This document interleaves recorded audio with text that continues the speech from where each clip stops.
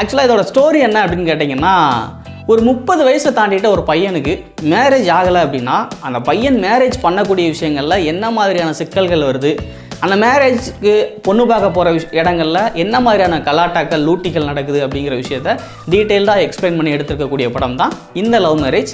இந்த படம் எப்படி இருக்குது அப்படிங்கிற ரிவ்யூ பார்க்குறதுக்கு முன்னாடி இது மாதிரியான சினிமா ரிலேட்டடான அப்டேட்ஸ், மூவி ரிவ்யூஸ்லாம் தெரிஞ்சுக்கணும் அப்படின்னு ஆசைப்பட்டீங்கன்னா நம்ம சேனலை மறக்காமல் சப்ஸ்கிரைப் பண்ணிக்கோங்க. லைக் பண்ணுங்கள், கமெண்ட் பண்ணுங்கள், கூடவே பெல் ஐக்கானை ப்ரெஸ் பண்ணுங்கள்.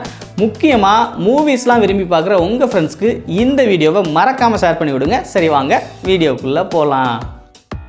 இந்த படத்தை பொறுத்த வரைக்கும் ஹீரோவாக இருக்கக்கூடிய நம்ம விக்ரம் பிரபுக்கு வந்து பார்த்திங்கன்னா கிட்டத்தட்ட 33 வயசாயிருது. அது வரைக்கும் அவருக்கு மேரேஜே ஆகலை. சொந்த பந்தங்களில் பொண்ணு கேட்டு யாரும் பொண்ணு கொடுக்கல. இப்படி இருக்கிற ரீசனில் நம்ம சமுதாயத்தில் எவனுமே பொண்ணு கொடுக்கல. வேறு சமூகத்துலையாவது ஏதாவது ஒரு பொண்ணு இருக்கா அப்படின்னு பார்த்து இவங்க இருக்கக்கூடிய உசிலம்பட்டியிலேருந்து கோயம்புத்தூர் பக்கத்தில் இருக்கிற ஒரு வில்லேஜுக்கு பொண்ணு பார்க்க